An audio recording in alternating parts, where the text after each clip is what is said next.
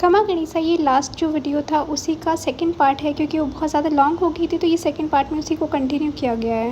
अब ऐसे होता है कि अच्छा इतना कैसे आप पढ़ सकती हैं 3-3 बजे तक या फिर रात को। देखो, दिल्ली ऐसा नहीं है कि पूरा ही बदनाम है। मुखर्जी नगर जो है, राजेंद्र नगर है, यहाँ पे बहुत सब स्टूडेंट लाइफ है, सब स्टूडेंट है यूपीएससी की तैयारी करते हैं। जो यूपीएससी की तैयारी करते हैं या पढ़े लिखे होते हैं या एजुकेटेड होते हैं ना, वो ये उल्टी हरकतें नहीं करते कि इस लड़की को इस टाइम छेड़ दिया या ये कर दिया, आधी रात को पढ़ रही है तो उसके ऊपर कमेंट कर दिया, या फिर वो पढ़ भी रही है तो उसको यही बोलते हैं कि अच्छा ये तो दिखावा करिए, काहे के पढ़ती है, दिल्ली में ऐश करने आई हुई। तो ये सब चीज़ें नहीं होती वहाँ पे। सबको पता है कि अगर कोई यूपीएससी की तैयारी कर रहा है या पढ़ भी रहा है या पढ़ने का दिखावा भी कर रहा है, एटलीस्ट वो एफर्ट तो कर रहा है, कम से कम फोन में देख के उल्टा सीधा नहीं बोल रहा। ठीक है, तो ये सारी चीज़ें नहीं होती थी। मतलब मैं रात को 3 बजे तक पढ़ती थी, जब तक मेरी कैपेबिलिटी होती थी मैं पढ़ती थी। फिर अगर 3 बजे मेरा ऐसे हो गया कि अब नहीं, अब बस की बात नहीं, तो छोड़ दो। ठीक है, आप वहीं बुक्स छोड़ के आ जाओ, जब आपको मन करे चले जाओ। तो मैं ऐसे पढ़ती थी, मैंने बहुत पढ़ाई करी। और मैं यहाँ पे अपना जस्टिफाई नहीं कर रही कि मैंने कितनी पढ़ाई करी, लेकिन मैंने इतना बोला कि मैंने अपना बेस्ट दिया था। ठीक है, मैंने बहुत पढ़ाई करी। उसके बाद मैंने फर्स्ट अटेम्प्ट दिया था, तब मेरे पहली बार में 98 में से 92 मार्क्स आए थे। उस टाइम पे 98 कट ऑफ गई थी। 2018 में मैंने पहला एग्ज़ाम दिया था, तब मेरी 92 मार्क्स आए थे और 98 कट ऑफ गई थी, जो कि शायद मतलब मेरे हिसाब से ओके थी। मुझे लगा कि अगर मैंने पहली बार ऐसे तैयारी करी है, और क्योंकि मैंने पहले तैयारी करी, उस टाइम मैंने अटैम्प्ट नहीं दिया, फिर जब मैंने तैयारी करी तो मैंने अटैम्प्ट दिया, तो ठीक है। फिर भी मुझे लगा कि कोई बात नहीं, कमी रह गई होगी थोड़ी बहुत। तो मेरे अच्छे ठीक थे मार्क्स, मतलब आप 98 से 92 कवर कर रहे हो तो ओके मार्क्स है फर्स्ट अटैम्प्ट में। तो और मैं इस चीज़ से डिप्रेशन में बिल्कुल नहीं गई कि मैं फेल हो गई हूँ या मुझे कुछ आया नहीं है या मैंने इतनी तैयारी करी। मैं सोचा कि कोई बात नहीं। जैसे जब मैं तैयारी कर रही थी, जहाँ मैं बैठी रहती थी, जहाँ मैं लाइब्रेरी में पढ़ती थी, तो मतलब मुझसे 10-15 साल बड़े लोग तैयारी करते होते थे, और उन्होंने बहुत अटैम्प्ट दे चुके थे, बहुत सारे लास्ट अटैम्प्ट उनके बाकी थे, लेकिन वो फिर भी होपफुल थे, वो तैयारी कर रहे थे। तो ऐसे ही मैं बहुत ऐसे थी कि कोई बात नहीं, सब लोग तैयारी करते हैं, और होता नहीं होता कोई बात नहीं। तो मैंने फिर उस टाइम पे पढ़ाई करी। फिर मैं फेल हुई, मुझे उससे कोई दुख नहीं हुआ। पर मुझे सब जो लोगों के ताने थे, जो भी आप लोग बोलते हो ना, लोग ताने मारते हैं, और अब मैं ऐसे बोलती कि नहीं, तानों से इतने परेशान नहीं होना चाहिए, ताने आपके कुछ नहीं बिगाड़ेंगे। उस टाइम तानों ने मुझे इतना परेशान किया था, मतलब कोई कुछ बोल जाता था, छोटा बड़ा, इसका तो होना नहीं है, दिल्ली में रहकर आई। मैंने उसके बाद वो अटेम्प्ट देकर मैंने दिल्ली छोड़ दिया था। मतलब क्योंकि वो इसलिए नहीं छोड़ा था कि मेरे को पढ़ना नहीं था, इसलिए छोड़ा था क्योंकि फाइनेंशियल स्टेटस बहुत अच्छा नहीं था। मतलब आपको वहाँ पे एक्सपेंसेस बहुत ज़्यादा होते, आधे रूम का किराया होता था वो 10,000 होता था, फिर खाना खर्चा अलग, ऐसे करके बहुत ज़्यादा बढ़ जाता था। तो मुझे ऐसे लगा कि अगर मैं खुद ही पढ़ रही हूँ तो वहाँ पे रह के क्यों यहाँ पे पढ़ लूँगी। तो मैंने घर पे लाइब्रेरी, मतलब मैं घर से लाइब्रेरी जाती थी और फिर लाइब्रेरी से शाम को आती थी, ऐसे करके मैंने ज्वाइन कर रखा था। लेकिन मुझे मतलब मैं जब घर से जाती थी, इसने दिल्ली क्यों छोड़ दिया, वहाँ पे पता नहीं कुछ हुआ होगा इसीलिए छोड़ दिया, वरना ऐसे पढ़ाई छोड़ के कौन आ जाता, ऐसा उल्टा सीधा मतलब जो भी बोला गया।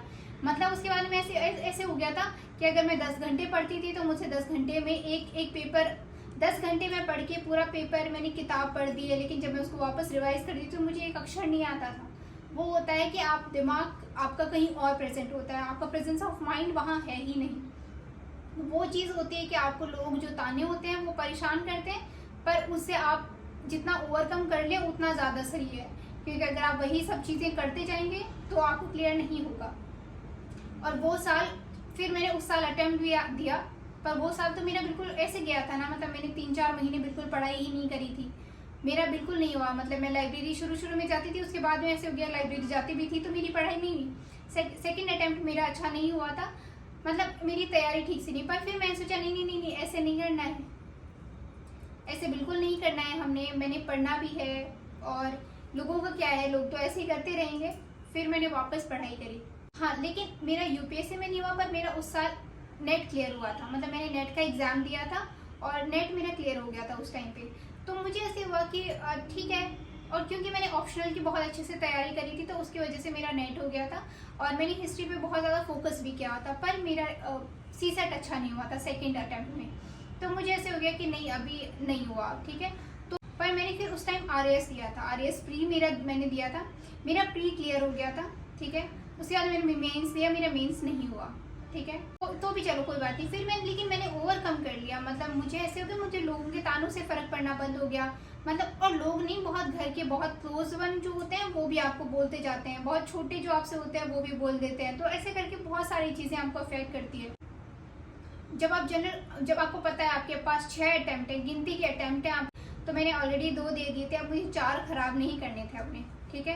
क्योंकि अगर मैं बिना तैयारी करके दूंगी या फिर बिना थोड़ा सा भी ऐसे करके नर्वस होकर दूंगी या स्ट्रेस में दूंगी या बहुत ज़्यादा डिप्रेशन में दूंगी तो ऑब्वियस नहीं होगा, ठीक है। तो मैंने नेट किया, कोई बात नहीं, मेरा नेट हो गया। फिर मुझे ऐसा हुआ कि चलो कोई बात नहीं, और उस टाइम मेरी इंगेजमेंट हो गई थी, ठीक है। तो इंगेजमेंट के बाद में ऐसे हुआ कि ठीक है, मैंने तैयारी करी, बहुत तैयारी करी थी। मतलब मैंने पटवारी का एग्ज़ाम दिया था मेरा, ठीक है। मैंने वीडियो का एग्ज़ाम दिया था जो कि मेरा प्री क्लियर हुआ था, मैंने मेंस नहीं दिया था क्योंकि मेरे साथ में एक और एग्ज़ाम था तो मैंने वो देना था। मेरे लेक्चरर का एग्ज़ाम भी था तो मैंने वो देना था, असिस्टेंट प्रोफेसर का। लेकिन उसका एग्ज़ाम पोस्टपोन होकर नेक्स्ट ईयर हुआ, ठीक है। मतलब मेरी शादी के टाइम पे हुआ था। तो फिर मेरी शादी हो गई 2021 में, ठीक है। शादी के बाद में ऐसे हुआ कि मैं 4 महीने वहीं पे थी ससुराल में। उसके बाद में मेरी मार्च 2021 में शादी हुई थी, ठीक है। अब मैं वहाँ पे 4 महीने रुकी थी, मतलब उसमें मैं पीहर भी नहीं गई थी, 10 दिन के लिए गई थी, उसके बाद मैं वहीं थी। उसके बाद में मैं बीच में आई थी पीहर 10 दिन के लिए, फिर मैं वापस चली गई, ऐसे करके। फिर लास्ट में अगस्त में मैं कानपुर आई थी जब मेरा एग्ज़ाम में 1 महीना बचा था तब। अब आप सोचें कि अगर मैं नई शादी हुई है, उस एडजस्टमेंट में लगते मेरी 3-4 महीने बिल्कुल पढ़ाई नहीं हुई है, और फिर जब एग्ज़ाम है उसके 1 महीने पहले मैं यहाँ पर आ रही हूँ। अब 1 महीने में तो कोई पढ़ाई नहीं होती ना, जब लोगों का रिविज़न का टाइम होता है तो मैं पढ़ाई करूँगी। तो मैं पेपर देकर आई, मेरा उदयपुर सेंटर आया था, मैंने पेपर दिया। फिर एक दिन हम एक्स्ट्रा वहाँ पर रुके थे तो हमने बस उदयपुर देखा। ऐसा करके मेरा ये अटैम्प्ट हुआ था जो कि मेरा क्लियर नहीं हुआ। ऑब्वियस है नहीं होना था, क्योंकि जब आपने तैयारी इतनी अच्छे से नहीं करी, आपकी शादी हुई है और आपको सारे दिन इसी में लगे रहना है कि और मैं ऐसे नहीं बोल रही इन लॉज ख़राब थे या उन्होंने कुछ बोला या मेरे दिमाग में नहीं। आप कहीं भी आप कुछ भी नया करते हो तो आपको थोड़ा सा एडजस्ट करने में बहुत टाइम चला जाता है। मतलब सामने वाला क्या कर रहा है, घर के रीति रिवाज समझने, आपको ये त्यौहार वो त्यौहार, ऐसे करके बहुत सारा टाइम चला जाता है, ठीक है। उसके बाद में मैंने पेपर दिया, मैंने फिर से तैयारी करी थी, ठीक है। उसके बाद में मैंने EORO का पेपर दिया था जो कि मैंने बहुत पढ़ के दिया। मतलब हद मेहनत करी मैंने 6 महीने, मतलब लगातार मैं पढ़ती गई। मैंने एक टिप्स पे पूरे आर्टिकल्स, जितने भी पंचायती राज सिस्टम में जितना सब कुछ होता है सब याद किया, और पेपर भी मेरा बहुत अच्छा हुआ। फिर मैं जैसे ही घर पे लेकर आई हूँ तो मतलब दूसरे दिन पेपर में आ रहा है पेपर लीक हो गया है, पेपर क्लियर ही नहीं हुआ है, ठीक है। उसके बीच में ये सब होते रहा। उसके बाद में मैंने और भी एग्ज़ाम्स दिए, मतलब मैंने छोटे मोटे बहुत सारे एग्ज़ाम्स दिए, पटवारी का दिया, वीडियो का दिया, बहुत सारे एग्ज़ाम दिए, पर सब पेपर लीक होते गए। फिर असिस्टेंट प्रोफेसर का अभी जो लास्ट ईयर हुआ था मैंने वो भी दिया। उसमें ऐसे था कि मुझे पैटर्न ही नहीं पता था कि आपको पेपर में जाकर वहाँ पे जो 5 क्वेश्चन जो होते हैं उनमें से एक अगर आपने अटैम्प्ट नहीं किया है तो उसके ऊपर आपको सर्कल भरना था। मतलब मैंने एक पहला पेपर दिया, जो मैंने नहीं अटैम्प्ट किए थे वो मैंने ऐसे ही छोड़ दिए, मतलब मैंने, और उसकी नेगेटिव मार्किंग थी। तो ऑब्वियस है मेरा वो पेपर, और वो पेपर क्वालिफाइंग होता है, अगर आप उसमें क्वालिफाई नहीं हुए तो आपके 2 पेपर चेक भी नहीं होते हैं। तो ऐसे करके वो पेपर मेरा ऐसे ही चला गया, ठीक है। अभी फिर से मैं इसकी तैयारी कर रही हूँ, अभी फॉर्म निकला हुआ था इसका। और यूपीएससी का ऐसा है कि आपको पूरी डिटर्मिनेशन चाहिए, आपको पूरी डेडिकेशन चाहिए आपको। और मेरे एग्ज़ाम अभी आपको ऐसे लगता है तुम इतनी तैयारी करती हो, तुम तो दिखावा करती हो और पढ़ती हो तो निकलता क्यों नहीं। मैं आपको बता देती हूँ, आपको शादी हो जाती है, जब आप इकलौते होते हो आपको बहुत सारी रिस्पॉन्सिबिलिटीज़ होती है, ठीक है। अभी मुझे नहीं पता आप लोग कितने लोग देखते हो, कितने लोग नहीं देखते। तो जो सोशल मीडिया, मैंने इतने साल तक, जो मेरी ग्रेजुएशन मास्टर्स हुई थी तब तक मैंने शादी के बाद व्हाट्सएप, इंस्टाग्राम मैंने शादी के बाद इंस्टॉल किया है। मेरे पास कोई सोशल मीडिया नहीं था, मैंने फेसबुक आज तक नहीं चलाया कभी। मेरा सिर्फ टेलीग्राम था जो कि मैंने मास्टर्स के टाइम पे, मतलब उसके बाद में मैंने ज्वाइन किया था, सिर्फ नोट्स के लिए, ये जो RAS के नोट्स के लिए, इनके लिए। अदरवाइज़ मेरे पास कोई सोशल मीडिया नहीं था। अब अगर मैं आपको यहाँ पे बैठ के सिर्फ इतना गाइड कर सकती हूँ कि हाँ मैंने तैयारी करी थी, उसमें अगर आपको कोई हेल्प चाहिए तो मैं हेल्प कर सकती हूँ, या फिर ये जो गलतियाँ जो मैंने करी है वो आप नहीं करें। जो यूपीएससी की तैयारी करें वो ऐसे करें, सारे दिन बैठ के सारे दिन किताबों में घुसे रहने से नहीं होगा कि आपने सारे त्यौहार बाहर छोड़ देने हैं, क्योंकि मैंने सब चीज़ें करके देखी, ठीक है। आप चीज़ें करो, लेकिन आपको मेंटल और फिजिकल हेल्थ भी आपकी बहुत ज़रूरी होती है। आप सारे दिन स्ट्रेस में नहीं पढ़ पाएंगे। तो ये सारी चीज़ें, तो ये सब चीज़ें पढ़ दिखाने के लिए मैंने यहाँ पे यूट्यूब पे ज्वाइन किया था, ठीक है। दूसरी बात होती है कि अगर आप यूट्यूब पे हो तो इसका मतलब ये नहीं है कि आप पढ़ते नहीं हो। मैं 10 से 12 घंटे पढ़ती हूँ, वो भी ऐसे कि मैं यहाँ पे होती हूँ तो पढ़ती हूँ। ऑब्वियस है, आप लोग देखते हैं कि मैं अगर ससुराल जाती हूँ तो मुझसे इतनी वहाँ पढ़ाई नहीं होती है। अब ऐसा नहीं है कि वहाँ कोई हेल्प नहीं करता, हेल्प सब करते हैं, घर के काम भी सब करते हैं, क्योंकि वो लोग बस दिखाते नहीं है, वो ब्लॉग में ज़्यादा नहीं आते हैं तो उनका दिखता नहीं है। पर सबकी हेल्प होती है, लेकिन फिर भी नहीं हो पाता। अगर आप फिजिकली टायर्ड हो जाते हो तो आप मेंटल कितना आप पढ़ पाओगे। तो मेरी इतनी वहाँ पढ़ाई नहीं होती, यहाँ होती है तो मैं उतना कर लेती हूँ। अभी भी मैं 1 महीने वहाँ थी, उससे भी 1 महीने पहले मैं शादी में थी, और अभी भी मेरे को ऐसे होता है कि मैं वापस जाने वाली हूँ, तो क्योंकि मेरे घर पे काम होते हैं तो मुझे जाना ही रहेगा। अगर ये इकलौते घर पे हैं तो इनको काम करना ही पड़ेगा अपने माँ बाप का, तो हम लोग चले जाते हैं। अब इसमें मेरी पढ़ाई छूट जाती है, फिर वापस उतना का उतना कंटिन्यू करना बहुत मुश्किल हो जाता है। तो इस वजह से मेरे पेपर नहीं निकलते, बहुत बार तो ऐसे होता है। लेकिन जो आप कंटिन्यू पढ़ रहे हैं, जो अभी जिनकी शादी नहीं हुई है, शादी के बाद भी अगर कंटिन्यू पढ़ाई कर रहे हैं, जिनके पास इतना ऐसा नहीं होता कि आप गए हो 15-20 दिन वहाँ खर्च हुए हैं फिर वापस आए हो, तो ऐसा नहीं होता आपके पास, तो आप पढ़ सकते हैं, आप कंटिन्यू कर सकते हैं। तो उनको मैं हेल्प कर देती हूँ। जिनके पास, जो अफोर्ड नहीं कर सकते, कि आप कोचिंग जाना अफोर्ड नहीं करें, और या फिर वहाँ पे आपको कोई गाइडेंस देने वाला नहीं है, तो मैं यहाँ पे हेल्प कर सकती हूँ। तो इसके लिए मैंने ज्वाइन किया है। मैं यहाँ पे शेकी शेकी गानों पे आधे कपड़े पहन के डांस नहीं कर रही हूँ कि आप मुझे कुछ भी बोले जा रहे हैं, पहली बात। दूसरी कि मैं अगर कुछ भी प्रेजेंट कर रही हूँ तो मैं बहुत अपनी उस हद में कर रही हूँ कि आपको कुछ भी बुरा ना दिखा रही हूँ, ना मैं अपना कोई शरीर दिखाती हूँ, ना मैं कोई इधर उधर की चीज़ें बताती हूँ, ना ही मैं आपको नेगेटिवली कोई चीज़ के लिए इन्फ्लुएंस करती हूँ, ना मैं ऐसे बोल रही हूँ कि आप ये करो वो करो, और ना ही ऑब्वियस है मैं आपको पढ़ने के लिए भी फोर्स नहीं करी। मैं सिर्फ इतना बोल रही हूँ कि आप इंडिपेंडेंट बनो। अपना माइंड जो है, आप किताबों में, ऐसा नहीं है कि आपको नौकरी ही लगनी है, आपको एक्सपीरियंस होएगा। आप कल को अगर अपने बच्चों के सामने बैठोगे, अपने हस्बैंड के सामने बैठोगे, या उनके कलीग के सामने बैठते हो, तो आपको कम से कम आप इंडिपेंडेंट होके, आप बिल्कुल फ्री होके ये बोल सकते हो, आप उनके अपने ओपिनियन वहाँ रख सकते हो।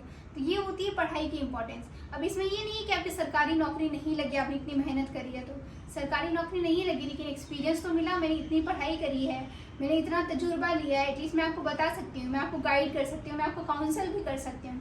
और बहुत सारे बच्चे हैं जो यूट्यूब पे लेक्चर देख के पढ़ते हैं ना, वो उन्होंने, ऐसा नहीं है कि वो टीचर्स हैं तो उनकी नौकरी नहीं लगी, लेकिन आप फिर भी पढ़ रहे हैं, लेकिन उन्होंने तजुर्बा लिया है, एक्सपीरियंस लिया है, तो वो आपको पढ़ा रहे हैं, वो आपको गाइड कर रहे हैं, ठीक है। उन्होंने भी RSK, UPSC ये बहुत सारे अटैम्प्ट दिए, नहीं क्लियर हुए, लेकिन उन्होंने आपसे ज़्यादा ज्ञान दिया है। तो वही चीज़ें यहाँ होती है कि अगर मैं पढ़ रही हूँ तो मैं आपसे ज़्यादा ज्ञान तो ले रही हूँ, एटलीस्ट मैं स्क्रॉल कर करके नेगेटिव कमेंट नहीं करती हूँ। तो ये सब चीज़ें होती है कि पढ़ाई की इंपॉर्टेंस, जो पढ़ता है उसको तो पता होता है, जो नहीं पढ़ता है वो सिर्फ यहाँ पे कुछ भी बोलता है। तो वो सब चीज़ें छोड़ी, आपको पढ़ना है, पढ़िए। अगर कोई हेल्प चाहिए मुझे बोलिए। मैं यूट्यूब पे आके आपको हर चीज़ का कमेंट नहीं कर सकती, आप इंस्टाग्राम पे मुझे DM कर दीजिए, मैसेज कर दीजिए। जब भी मैं फ्री होंगी मैं आपको पूरा हर चीज़ का आंसर करूँगी, और मैं पर्सनली करूँगी, ठीक है। बहुत सारी चीज़ें होती है, बहुत स्वीट से जेस्चर, जो ग्रीटिंग्स के इनके कमेंट वगैरह आते हैं, तो मैं इनको बोल देती हूँ, ये हार्ट भेज देते हैं, या कुछ भी थैंक यू वगैरह होते हैं तो ये सेंड कर देते हैं। लेकिन अगर कोई डीप क्वेश्चन होता है तो ये मुझे बताते हैं कि इनका ये क्वेश्चन आया हुआ, आप रिप्लाई कर देना। तो जब मैं फ्री होती हूँ तो मैं कर देती हूँ। तो जब भी आपको किसी को हेल्प चाहिए तो मुझे ज़रूर बताइएगा। ये मेरी इतनी सी जर्नी है। अब आपको लगी कि इतनी सी जर्नी, लेकिन इसमें मैंने बहुत सारी नेगेटिव भी चीज़ें फेस करी है जो मैं यहाँ पे शेयर नहीं करना चाहती, ठीक है। और मैं करूँगी भी नहीं। मैं सिर्फ इतना बोलूँगी कि अगर आपको पढ़ना है, आप एक कमरे में बैठ के एक छोटी सी, मतलब आपको एक बेसिक सी गाइडेंस चाहिए, उसके साथ आप पढ़ सकते हैं, ठीक है। इसके लिए आपको दिल्ली जाके लाखों रुपए खर्च करके करने की कोई ज़रूरत नहीं है। अगर आपको मुझसे हेल्प चाहिए तो मैं ज़रूर कर दूँगी। और बाकी आपकी खुशी, आपको पढ़ना है पढ़िए, नहीं पढ़ना मत पढ़िए, आपकी मर्जी है।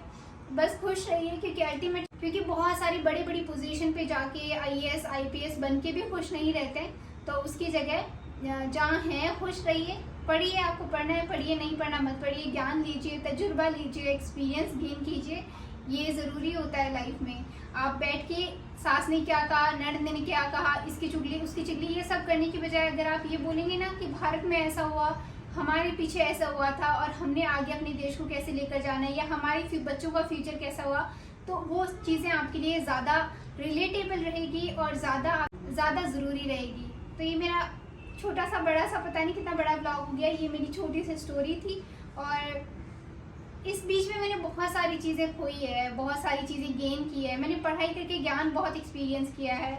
मैंने लोगों के ताने देख के, लोगों का टाइम, लोगों का चेहरा, फेस, बहुत सारी चीज़ें देखी है। और साथ में मैंने दोस्त, बिल्कुल मतलब आपके पास दोस्त नहीं रहेंगे अगर आप पढ़ेंगे। ये सारी चीज़ों के लिए आप बिल्कुल दिमाग में डाल के रखनी पड़ेगी कि आपके पास अपने ही लोग नहीं होंगे, आपके पास टाइम बहुत कम होगा, आपके पास लोग बहुत कम होंगे आपके पास, और आप अकेले भी बहुत फील करेंगे। लेकिन ये सब चीज़ें करने के बाद में आप जब ज्ञान ले लेंगे तो आपको ये सब चीज़ें बहुत ऐसे लगेगी कोई बात नहीं, ये सब छूटा तो बहुत अच्छा रहा, मैंने ये सारी चीज़ें एक्सपीरियंस की है। तो ये सारी चीज़ें हैं मेरी लाइफ में। यहाँ पे बाहर की कोई वॉइस आई थी तो मेरी आवाज़ इसमें रिकॉर्ड भी नहीं हुई थी। तो मैं यहाँ पे आपको बता देती हूँ कि मैंने जो ये वाला अटैम्प्ट है यूपीएससी का वो नहीं दिया था, मैंने तैयारी भी नहीं करी थी और मेरी तैयारी हुई भी नहीं थी। जो मुझे रेगुलर देख रहे हैं उन्हें पता है कि मेरा पूरा साल कैसे गया था, तो उसकी वजह से मेरी तैयारी नहीं हुई थी। लेकिन डेफिनेटली मेरे पास 4 अटैम्प्ट बचे हैं और मेरी इतनी एज नहीं हुई है फ़िलहाल कि मैं 4 अटैम्प्ट ना दे पाऊँ, तो मैं ज़रूर तैयारी करूँगी तो ज़रूर दूँगी। और बस ये सारी चीज़ें मैं यहाँ पे आपको बोल रही हूँ। और मैंने बीएड शादी के बाद में करी है, जो कि मैं शायद पूरे इसमें बताना भी भूल गई कि मेरी बीएड कंप्लीट हो चुकी थी, शादी के बाद मैंने बीएड करी थी। नहीं कहूँगी कि अगर आज मैं अकेली भी होती हूँ तो भी मैं बहुत खुश हूँ, लोगों में होती हूँ तो भी बहुत खुश हूँ। मैं लोगों से ज़्यादा आर्ग्यूमेंट नहीं करती। मुझे ऐसे होता है कि जो बोल रहा है बोलने दो, कोई बात नहीं, क्योंकि जिसके पास जितना ज्ञान होता है वो उतना बोलेगा। तो मैं किसी से आर्ग्यूमेंट नहीं करती। और आप अपना ओपिनियन रखो, अगर आपकी कोई वैल्यू होती है तो ज़रूर करो, अदरवाइज़ आप बार बार नहीं फोर्स करो। तो ऐसे करके आप खुद को टाइम दो, खुद के लिए टाइम निकालो। मेंटल और फिजिकल हेल्थ बहुत अच्छी रखो, अच्छा खाओ, अच्छा पहनो और अच्छा पढ़ो। बस इतना सा करो। और ये मेरा ब्लॉग कैसा लगा, मेरी यूपीएससी की जर्नी कैसी लगी, कोई भी चीज़ पूछनी हो तो ज़रूर मैं अवेलेबल हूँ, आप मुझे पूछ सकते हैं। और हमेशा खुश रहिए, ध्यान रखिए। बस बाय बाय, टेक केयर।